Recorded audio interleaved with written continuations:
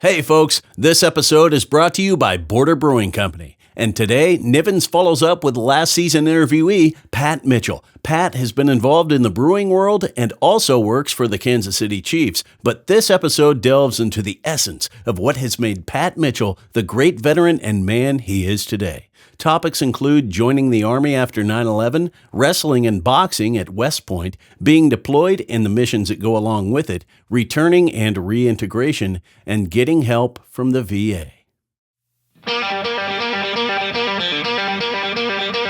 The Prince of Possum Trot, the Mayor of Gullytown, a Kansas City kid. Ladies and gentlemen, you're tuned in to Kansas City with Jason Nivens.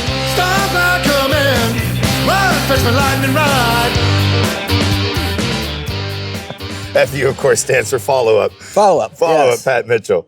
I'm going to take my headphones off because I don't want to be that guy. I think we'll be fine. Think so? Yeah. We'll just speak up to each other. Yeah. I didn't want to be the not headphones guy. That would have kind of sucked. Yeah, that's kind of weird when, like, one guy's got a headphones and the other guy doesn't. You're like, everybody should have the headphones, you know? Yeah, JV, man. Yeah.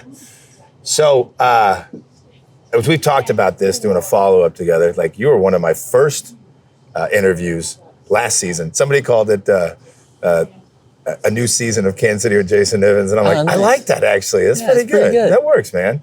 Yeah. So a lot's transpired for you since then. Yeah. I think, and I didn't want to come in here and talk about, like, brewery stuff or Chief stuff. I wanted to talk about just, like, how you're doing, because obviously we all love you and care about you, and you seem like you're doing a hell of a lot better now. Yeah. Yeah. Yeah. I mean, it got a little weird there for a minute. Dark, I think. If you knew me, I kind of disappeared for a minute. So let's go back to I mean, really, like, you went to the Army after high school. Yeah. Is that right? That's right. So how did that all come about? Because that's where it's led us today, or led you today, to being involved with the VA and getting the help you need. But how did Army life over just a regular college life come about for you? Because you were wrestling in, what, New Orleans? Yeah. Kind of started with,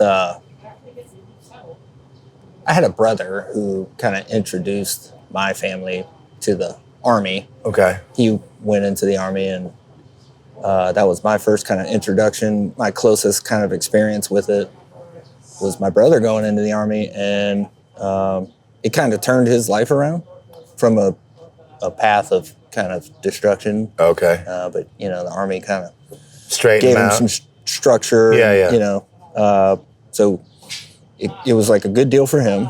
And I was a pretty good wrestler who would get in the attention of some schools like West Point and even some of the, you know, Army associated wrestling. Anyway, long story short, I was kind of looking that way to go to school. Okay. Right? Yeah. And I saw it as an opportunity to, like, you know, chase down a dream of wrestling in college. Yeah. And then getting a pretty good deal, like, it's free. Yeah, right. But then, like, the planes hit, right? 9/11. World Trade, Yeah. And it was kind of like, we kind of have to do this at this point. We're kind of committed. Went to you know, I was fairly conservative upbringing down there in New Orleans. Mm-hmm. You know, there's a lot of,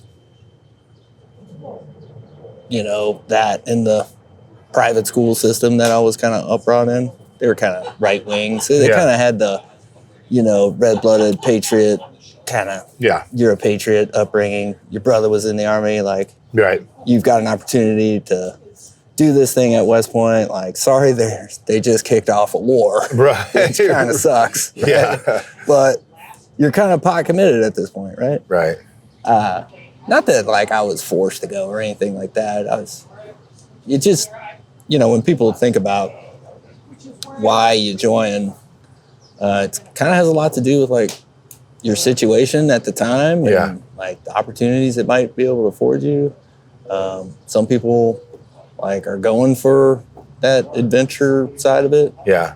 I kind of just wanted to wrestle in college. Right. So then it's strange. Once I got there, Did you wrestle at West Point? not very long. Oh, really? Yeah. I got there, met the coach. I feel like he kind of didn't know who I was. Right. Whatever. Right. And I was kind of just like barely like a tag along on the team. Yeah. Last minute recruit that made it through the admissions process. Okay. So That's how you felt. yeah, that's how Yeah. I kind of felt. And these guys were way better than me at wrestling. Dude, you want to talk about good versus like you think you're good in high school and then you meet like everybody else who was good in high school? I sucked, dude. I was terrible.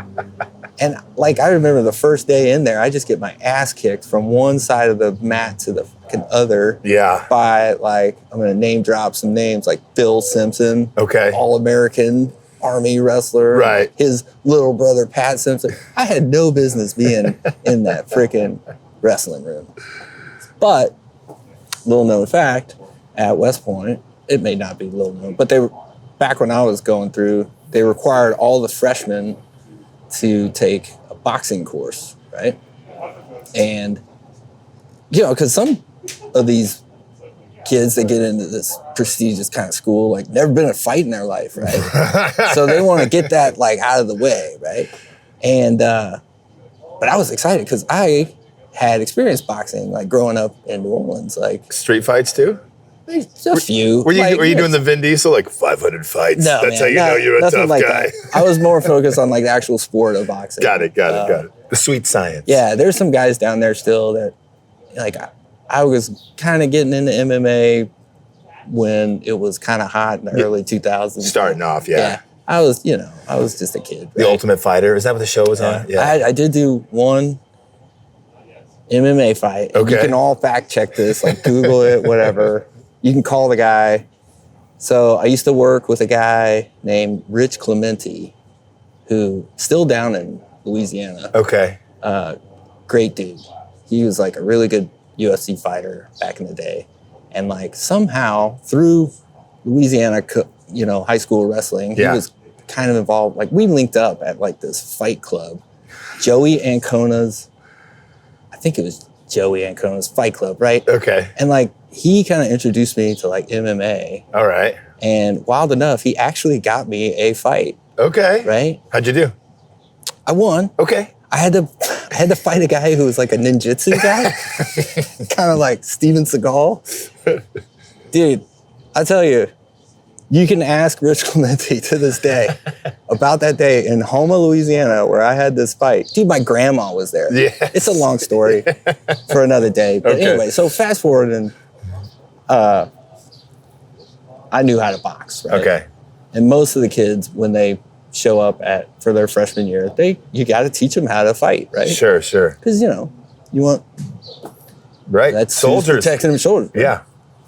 But you need to teach them the science of boxing, right? And you get decent. You get, in this one semester course, you get a pretty damn solid foundation of like how to fight people. Really? Right? Not saying that like,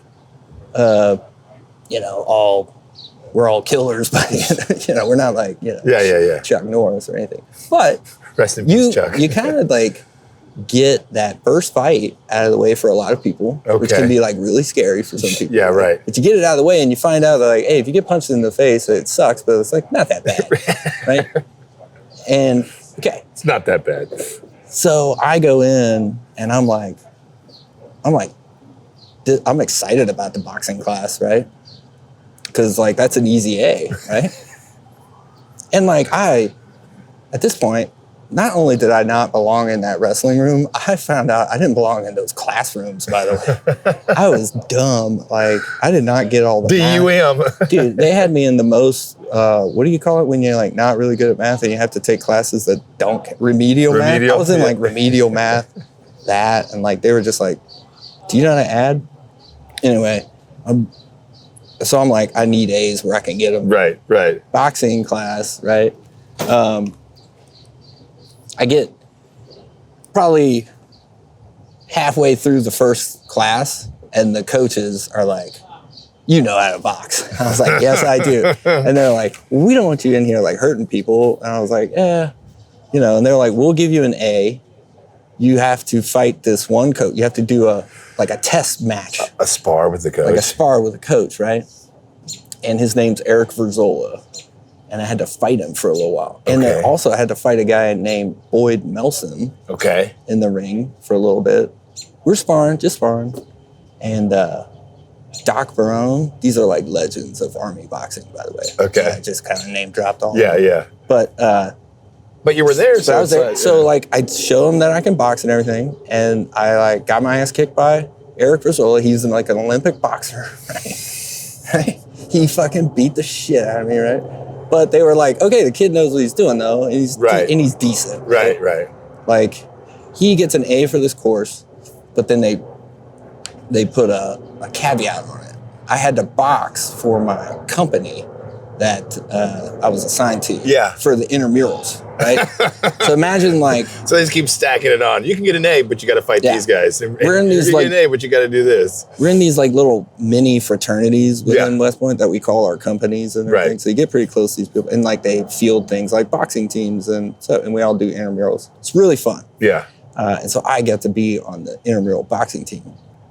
That was like the funnest shit ever, dude. Yeah. Like, boxing people that are like, it's their first fight, right? That was really fun. We won a bunch of championships with that. So I was having a lot of fun boxing. Okay. I was not having a lot of fun wrestling. Got it. And that's when I was just like, you know what? I could use one less thing. And I kind of feel like a kind of a bonehead decision to just kind of stop wrestling, But you're doing boxing. I was doing the boxing. So, and I eventually ended up on the boxing team, which was fun. Yeah. Got a lot of cool experience with that. Yeah. So okay. So you get into West Point, and now they find out you're a good boxer. Mm-hmm. You move away from wrestling. Yep. But then what I guess as you stepped away from Army life, what is the final title you had, or what's the title you had? Like as everyday person, citizen, like I know there's like private, right? Like pull your pants up, private, Right. But then like where did you ascend to? So I was a captain. Okay. Which is like a mid-range. If you think about it and try to apply it to civilian terms, it's hard because captain means a lot of things in the Army. I mean, captain on the Royals is Salvi. You could be a captain in the Army and be a commander of, up to 200, 300 people or something like that. But you could also be a very junior captain who's on somebody's staff or something like that. So it's kind of like you made it like half, quarter to halfway through a career if you get out as a captain. Okay. So I was kind of somewhere between a junior military officer and a kind of a older guy. Got it. So I got out after I did my command of a troop. Okay. And, me and my ex-wife were starting to have kids and stuff. Yeah. So. And that's what made you decide to step away from it? I mean, dude, you got to think back to going back to, you make decisions based on where you are in that situation. Right. Like in 2000 and we got to go way back to like 2013, 12. Like we didn't know this war was going to end, man. Yeah. And I had just been deploying kind of one year after the other. How many deployments did you see? So I did 3. You did 3. How long are each deployments? Are they the same duration or do they change? It was weird throughout the war. They kind of changed that up a little bit. Yeah. Like in the beginning, you were like kind of there for a year. Okay. Or pretty close to a year. Like a lot of guys went over. And when I reference war that I was part of, we're referencing the global war on terror. Right. So that kind of is a wide range of operations. So like that. Yeah. Hunter Thompson wrote about that. 14 something, 17 years. I don't know how long we were doing it, but. So it's like an endless crusade. There's guys at the beginning, there's guys at the end, there's guys in the middle. Anyway, wide span of people. Yeah. But generally in the beginning, they were like a year. Okay. And then towards the end, you would get shorter ones, like 8 months, 9 months. Got it. Now, if you're in like the special operations and stuff like that, they go back and forth, back like 3 months at a time. You know what I Okay. mean? So, there's like a wide range of how long you go. In my experience, the first time I went over in 2009, that was like a year-ish deployment, right? I went from a summer to a summer. Right. And then after that, they got like a little shorter. Okay. I feel like the next one was like 10, 11 months. Still kind of close to a year. Yeah. And my third one was kind of like, it was like 9, 10 months. Got it. Something like that. Do you remember the feeling or like the smells, the sights, the sounds your first time being deployed? Like what that was like to leave America to go to foreign soil? Yeah. Like your feelings at that time? Well, you're very busy. Okay. You know, you kind of... So you don't sit and think too much. Yeah, I'll sit and think about it too much. Like, oh my God, I'm in another country. You Right. kind of been focused on training and like you kind of been knowing this is coming. But like I do remember once you get through the orientation of the base that you show up on, because you fly into a bunch of different bases, and Right. then all of a sudden like you end up at your combat outpost or whatever. Like, but you're kind of getting situated a lot. And then it's not till like it kind of settles down and you're at where you're at for a little bit that you kind of go, oh man, I'm in a whole different place. Yeah. Yeah. I do remember that. And You remember what you thought about at the time? I just remember being like, man, we are in the middle of fucking nowhere, dude. Really? Yeah. Where were you? Can I ask? Is that? Yeah, you can. Yeah, I didn't that's know. all. I don't know. If just My first deployment in 2009, I went with the 5th Stryker Brigade Okay. out of Fort Lewis, Washington, and we went to southern Afghanistan. Okay. And that was when President Obama had ordered a surge in Afghanistan. So it was right after that. Got it. Because my unit was originally supposed to go to Iraq, and then we got like retasked in the middle of all of our training to like go into southern Afghanistan. And it was kind of the boonies. Really? There wasn't a lot of like base infrastructure there at that moment. There was like one big main base called Kandahar Airfield, Sure. where kind of all the operations were running. And it was a lot of NATO stuff at that base. There wasn't like a huge American presence there. There was a lot of Canadians Okay. like kind of running the show. And then, I don't know, stuff started getting bad down in Kandahar.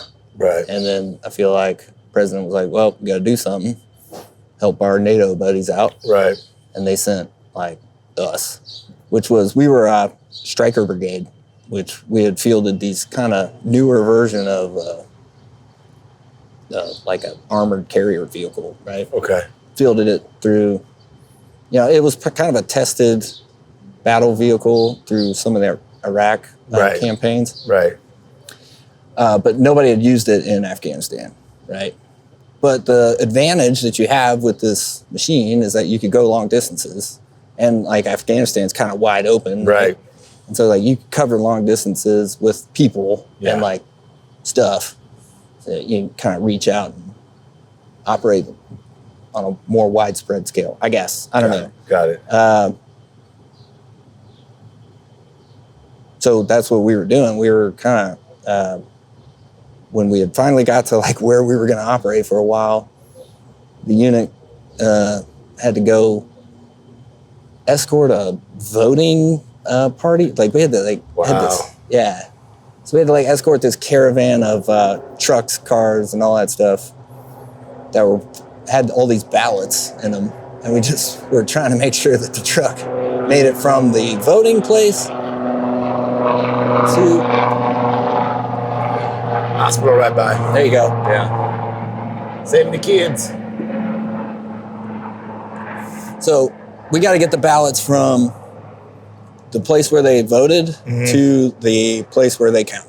Oh my gosh. And if you think about it, like if you're running insurgency, like you want to blow that thing up, Right. right? And, Right. yeah, they tried, dude. Really? Yeah. But okay, so was that your we had to first go get these experience ballots, like, and that was what was in the middle of nowhere, right? That's where we're like out in the desert of like, there's like no lights, there's like stars. It was kind of pretty, but then I remember my commander like calling us over to his striker because we had kind of like circled the wagons. That night, yeah, for sure. Yeah. And like we all just kind of dropped our ramps. I'm like standing on my ramp, and he like calls us all his lieutenants over. I think I was a captain at the time. He calls me over, and I remember like stepping out there, and then being like, "Dude, we are not home." You know what I mean? Right. We are like, this is dangerous. Like there could be a minefield right Right. So that's when it was kind of like hit you. But it only lasts for like a few seconds. And then you kind of get over it. You're like, all right, get over yourself. You gotta kind of swallow the fear. Yeah. But I can imagine though, like being out there in the middle of nowhere, that part of the earth, and looking up the sky and it just being it's a clear sky. Foreign, man. Sure, but it's sure like it's just a beautiful sky. I mean, it was pretty beautiful. In the midst of war and chaos. Which is always ironic to me. Right? Yeah, like there was some really pretty places in Afghanistan and in some of these like other shithole places I've been to. Yeah. But like, well, I mean, I think if we're all honest, you know, most of the earth and the planet is beautiful. It's man that makes it look shitty. You know? Right. Were there not, you know, whatever that was going on, it might be a nice place to take the fam, go visit. Maybe not take the fam. Yeah. I mean, it's an ancient part of the world. Yeah, man. You know? Like Alexander the Great. I was going to say it's Alexander the Great's homeland, for God's sakes. Man. You know, when you stop and step back to it, it's like, no, this was the center of the world at one point. Mm-hmm. So that was your first deployment. You said you had two other ones. Were you Afghanistan every time, or did you actually make it into Iraq at some point? Well, only by accident. Okay, and that was so because I think the average person's probably like, oh, Iraq and Afghanistan, they're the same thing, right? It's like the border of Kansas and Missouri. Like the second deployment I did was back to Afghanistan, but it was a different region. Okay, and that one was cool. That was, if I had a favorite deployment, it would have probably been maybe that one. The second one. The second one. Like, I had some like great leaders. We did some cool stuff. Nothing, you know, huge or anything, but like, I feel like it was a generally like successful outing. Yeah. Right, into Afghanistan. And so that was kind of that. I was working at a different level. So like first deployment was at like what we call the kind of tactical level, right? Like you're guy on the ground, you know, running around. Almost grunt work, would you? I don't know. Grunt's a different word in the military than it is what civilians would call it. Sure. But like you're just the guy in the mix, right? Like you're the platoon leader. You're the executive officer. You're the true commander. That's what we call the tactical level, right? Like you're down on the ground, like dealing with the actual fight, right? And then there's a level above that, which is more like your operational level and your like strategic level, because you need a bunch of people like doing nug work, man. Yeah. Like, and we call that staff positions, right? Okay. And so those are the guys up there like drawing up the plans, like figuring out if you got enough water, right? Or when do we need to send a helicopter? Like that takes a lot of people to do. It takes a lot of smart people to do. Not a very sexy thing in the military, but like necessary. Right. And like there are some like extreme professionals that like do those jobs, right? And I feel like some of the hardest jobs in the Army are those jobs, right? But so then like I worked up in that operational level for a while. So that was, and it was really interesting. I got to meet like other parts of the government, you know what I mean? Which was really cool. Did you ever get over to Area 51? Is that for different? No, just kidding. That's some Air Force stuff. I was Army guy. And then my third deployment was just a weird one, man. We had to go. It was a State Department mission where we went to the Middle East and did some stuff in Jordan, I think. They're like developing Jordanian armies and stuff like that. Yeah. We were like helping them out. But like they would go to Afghanistan. Got it. Right? And then like get them set up. Right. And then come back to do Jordan training and all that. So anyway, it's a weird one. Yeah. I don't really talk about that one much because like it was kind of boring. Got it. But that was the one where I got to experience like, being away from my kid. Oh, right. So like that one would kind of like hurt you, because that was the only deployment that you had a kid at the time. Yeah, the other two, it's kind of you could kind of cowboy, kids, right? Had a wife, but she was in the Army too, so she was dodging her own bullets. Right. So you talked about like training, the training you had in the beginning, the training you had obviously when you got deployed, but there is no, and this is what I really wanted to talk with you about, at least for everywhere that you're comfortable talking about it. There's no training for coming back, is there? Is there any like deconstruction training? Like to get back into, as you call it, civilian life? There is an attempt at it, yeah. There is. Or I remember it. I remember there being attempts at it. They called it reintegration training, right? Okay. And they went over some like broad brush stuff, right? That you're gonna experience when you've been away from like your life over here and then versus what you were doing downrange, right? Right. Downrange is when you're deployed. It was a lot of PowerPoint presentations. Just being honest with everybody, there's a lot of death by PowerPoint. If you feel like you're having a bad day, and they timed it so poorly, right? Man. It was so corporate. Like, oh man, I know people think that the Army's like this non-corporate thing. It's very corporate. Sure, yeah. So they're Big just business, plugging baby. through these PowerPoint slides, and you just got back from Afghanistan, and like you can't like be with your family until you get through these freaking slides, right? And so everybody's just like, whatever. And like, any questions? No, get out of here, right? So it was, hey, look, you got to give it to them. They tried, man. Like they tried to tell us that things are gonna suck when you come back. And sometimes it works for people. Sometimes they're like, not everybody that comes back like has like issues, but like I will say this: or battle fatigue, or I will say this: that PTSD. like everybody that's gone over there and come back has had to make some sort of adjustment. Right? Yeah. You know what I mean? Now, do you do these PowerPoint after your first deployment and second one, or is it after you're like, I'm leaving the Army and now we're doing? You know what I'm saying? They hit you when you get off the plane. Like they're Every time. They're like training you. So you went through like, these PowerPoint come presentations 3 times. Like, listen, you've been away at war for a year. Your wife has a certain way of living right now that she's lived for 1 year. Like she is telling the kids what to do. Yeah. And like has a schedule. Sure. And like you gotta just kind of observe for a minute. Mm-hmm. Don't beat your wife, right? Right. So a lot of that. Wow. To kind of reintegrate. So they did try with some PowerPoint presentations. I feel like on the way out, that kind of depends on each veteran, I think. Everybody exiting kind of had a different experience. There's your guys that like get everything done, right? Like they have all their appointments, they go to all the doctors, and like God love those guys because they like do stuff right, you know what I mean?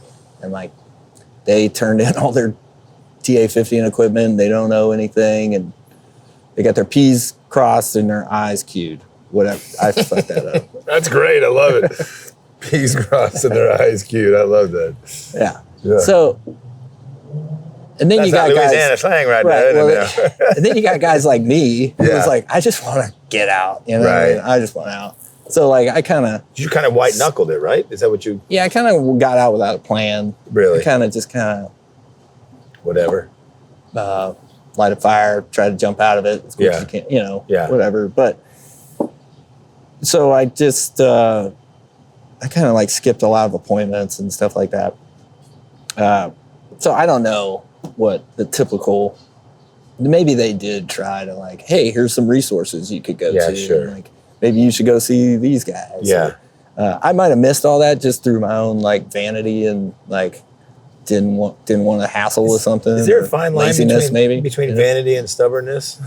Yeah, well, I am a stubborn guy. And I was just like, I just want to be done with this and go. Right. Screw your appointments and stuff like that. So, mistake of mine, which made it harder in the, when, look, everybody hits a wall and like needs some help, right? And when I needed some and like turned to the VA, like I wish I'd have done all that stuff beforehand. Yeah. You know what I mean? To like have my medical records in order. And like stuff Just like that. Some of the busy life work that you have to do. It's like owning a house. You got to have certain things and a car, certain things. Right. So do you want to talk about that? At what point did you realize, like, oh man, I need some help? Like, when do you remember? Do you recall a moment? Was there like one signature moment, or was it been building to where you're like, I need to get this help? Well, I wasn't exactly raised in a culture or like went through formative years or, even through the Army experience, like, Don't be a pussy. Don't be a pussy. Yeah. Right? Yeah. Suck it be up. a tough guy. Yeah. Right? I was the fucking tough guy. Boys don't cry. Right. Yeah. All that stuff. Boys like, do cry. Whatever. So. And pussies are pretty tough. They give birth. They do. Let's think about that. I've seen that. Yeah. You flick a guy in the nuts, he's down for 10 minutes.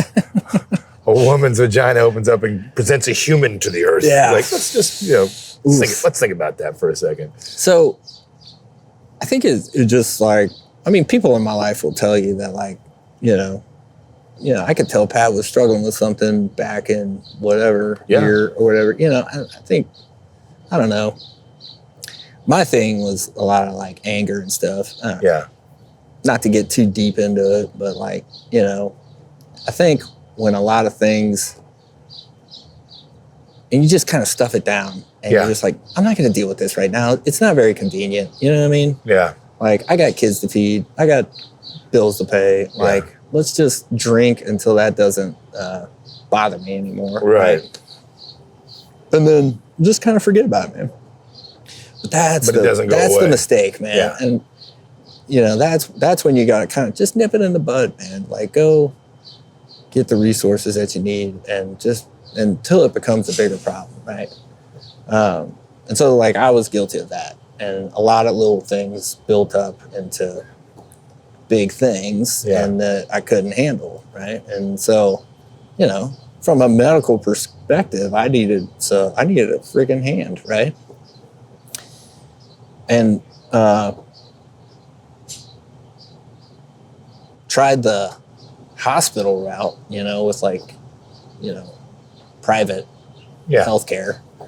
And it just got way too expensive. Yeah. So I was kind of like, going through a divorce, went bankrupt out of the 2 breweries. Yeah. I was just like, and then I had this medical expense and I was just like, man, I need a hand. And so I kind of turned to the VA. Yeah. Right. Yeah. And so, I don't know, I guess it was, and then I got my stuff in order with them, right? Like I got my primary care going through them and just started taking small steps with them. At least in Kansas City, it's not as bad as, you've heard horror stories of, right? It's like just go in and get some. And is there a couple of VA spots in Kansas City? Is there? Well, there's the big one, man. Like the big one that's off of, oh God, I'm going to draw a blank here. It's right here, downtown. The one on Broadway? Is that just a building on VFW? That might just be a building. Okay.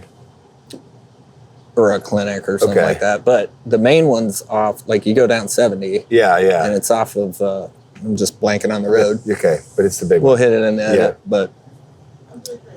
We'll get it in post, as they say. And you're in, like, how does that work? Your regular communication? Do you have a check? Yeah, so you can go there, and I only ask you these questions, one, because I'm genuinely curious, but also, two, like, if somebody is coming back from war and is in a place where you were, I feel like your information can be very beneficial to them, her or him, right, about getting help. Because I remember when we had this conversation before we recorded, when you and I talked a week or two back, you said the thing that's kind of most shocking is that now a lot of the Vietnam vet guys are starting to come around. Yeah.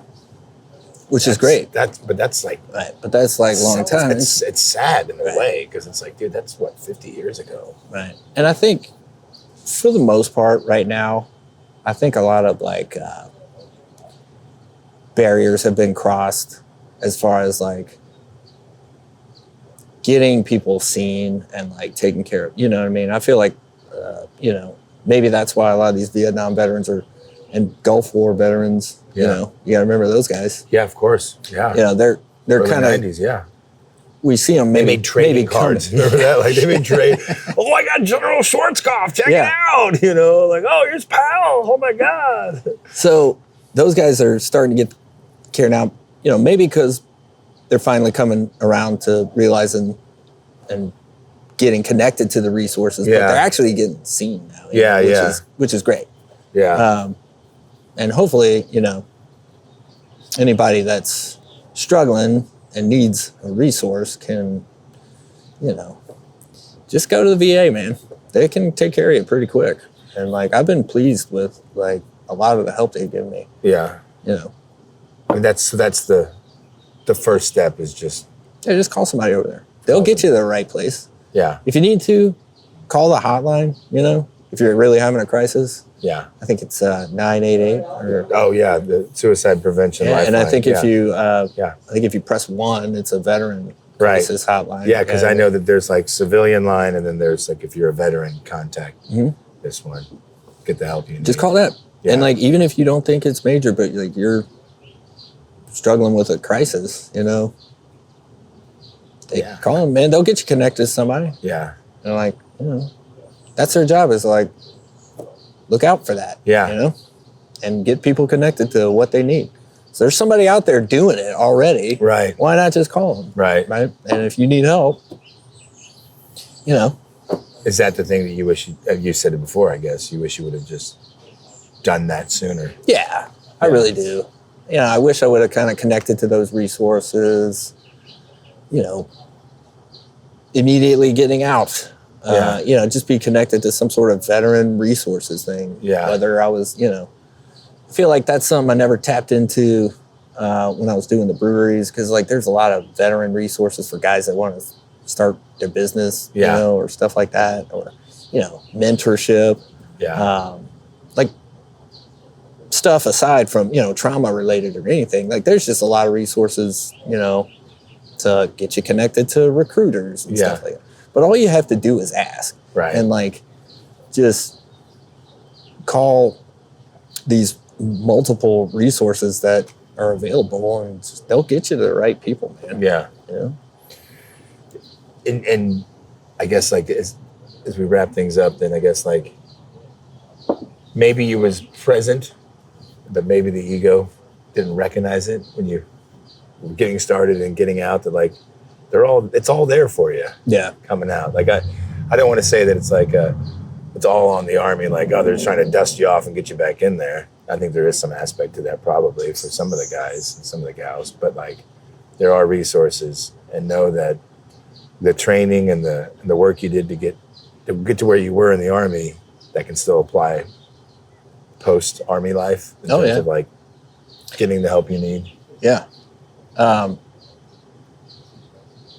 You know, I think about it a lot. Could I have done the whole transition thing better? And like, if I were to help another veteran, I'd want to help them with that, right? Like getting out. Because there's like a messy way to do it, and there's a clean way to do it, right? And look, I did it the real messy way, right? Like it sucked for a lot of years, man. And like, it's just now getting better. Good. And I just look back and I like wasted a lot of years on like stuff that I could have taken care of if I'd have just freaking told somebody, man. Yeah. All I had to do was tell somebody, and they would have taken care of it right there. And you think about where you would be right now, right? And then, you know, so I would encourage anybody that's getting out, whether you were part of the global war on terror and you got out 20 years ago, or if you're just did your 4 years and, you went to Kuwait for a year or something like that. Or maybe you did 5 or 6 years and you like trained really hard and you didn't go anywhere, right? Like it doesn't matter, right? When you get out, connect yourself with some of those available resources. Talk to somebody and say, hey man, I'm trying to find a job. Can you help me find the right job, right? Yeah. And don't settle for security guard, okay? Right. Like tell them what you want to do, right? It's too easy, right? To like get the help you need. And like now, hopefully, what you realize is that like when you look at the Army, you're always proud that it's kind of a better Army than when you were in. Right. They got better at stuff, right? Right. Like I can't imagine how good the Army is at like certain things now than when I was in. Right. Right. So I feel like they had to have gotten better at it, right? Right. Of connecting guys getting out with resources. But like you can only lead the horse to the water, right? Can't make them drink. Yeah, for sure. I'm telling anybody that's transitioning out, drink the freaking water, dude. Get the resources you need. I don't care what kind of tour you did, man. Whether you sat on Fort Bliss for 4 years or if you did 12 combat tours, right? Like there are resources for you. Do not ignore them, right? They can be helpful for you. So I get on a freaking rooftop and shout it out. Maybe I'll get somewhere. Yeah. Appreciate you, man. Cheers. Thanks again, Pat, for sitting down with me and talking about what all you'd been through in terms of serving 3 tours in the Army and what all you are going through right now, getting the mental health help that you need. And as you heard from him, vets, it's there for you to use, man. And I'm not going to pretend I have any idea about what all you've been through. However, there are trained professionals who do know what you've been through, and they can help. The VA in Kansas City is located at 4801 Linwood Boulevard, KCMO. They're open 24 hours a day. Their number is 816-861-4700. And of course, don't forget about that 988 number, a very simple 3-digit number to help anyone experiencing a mental health crisis. I also happened to notice this on their Facebook page for the VA.gov Reach. It's okay to be out of sorts, man. It's okay to not be okay. There are people there to help you. I also want to share that as a licensed realtor to veterans, there are great VA loan programs eligible for veterans, active duty service members, and surviving spouses that allows for 100% financing with no down payment and no monthly PMI. I've known some vets who've utilized this program not only for their own home buying, but also to develop their real estate portfolios. In fact, my real estate teammate, Courtney, is actively working on such a deal. So it's out there for you to use if you feel so inclined to use it. I'm a licensed realtor and I'd love to help you out. Thanks again, as always, to super producer Parker for making this all put together so seamlessly. Thank you for tuning in. Please like, share, subscribe, all that kind of jazz, the whole 10 yards. And who should we chat with next? That's always the question we wrap this up with. Let us know. KCJN Media at gmail.com. KCJN Media at gmail.com. Thanks. Peace.